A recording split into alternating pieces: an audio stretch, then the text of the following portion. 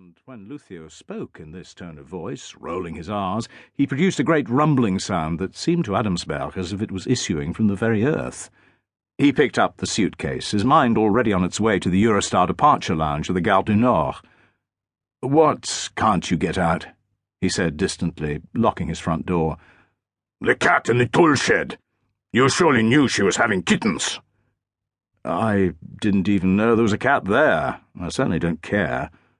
"Well, you know now, hombre, and no way will you not care.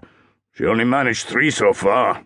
One's dead, and 2 others are still stuck. I can feel their heads. I'll massage her belly, and you can pull them out. And be careful, gently does it. A kitten, you can break it in half like a biscuit if you're too clumsy." Anxious and impatient, Luthio was scratching his missing arm by moving his fingers in the air.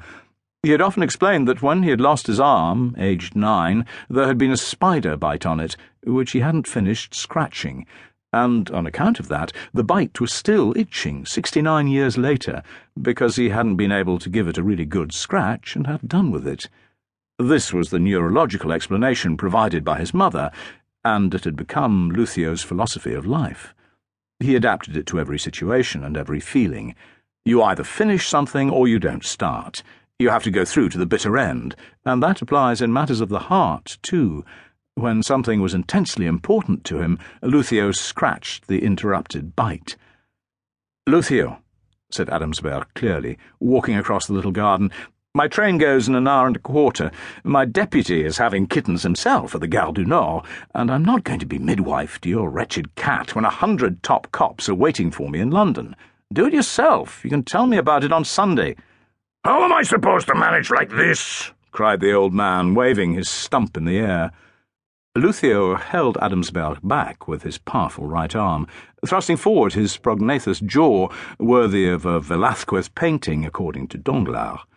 The old man couldn't see well enough these days to shave properly, and his razor always missed a few bristles. White and tough, they glittered in the sunshine in little clumps, like a silvery decoration made of thorns. Every now and then, Luthio caught a bristle between thumb and fingernail and pulled it out, as he might a tick. He never gave up till he got it out, observing the spider-bite philosophy. "You're coming with me. Let me go, Luthio. You've got no choice, hombre," said Luthio darkly. "It's crossed your path now. You have to come. Otherwise it'll scratch you all your life. It'll only take 10 minutes. My train's crossing my path, too. Time for that afterwards."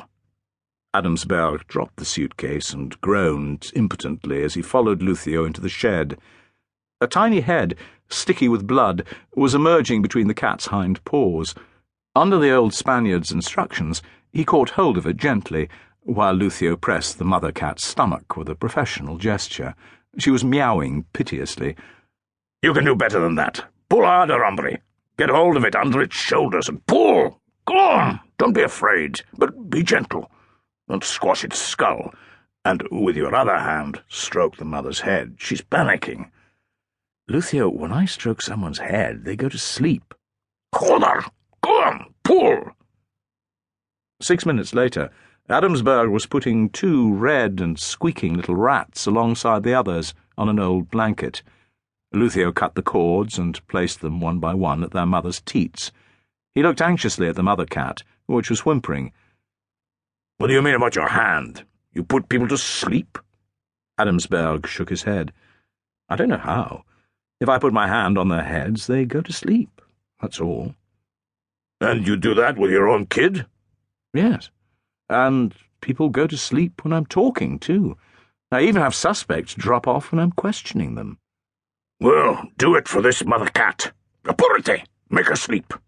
"Good grief, Luthio, can't you get it into your head that I've got a train to catch?"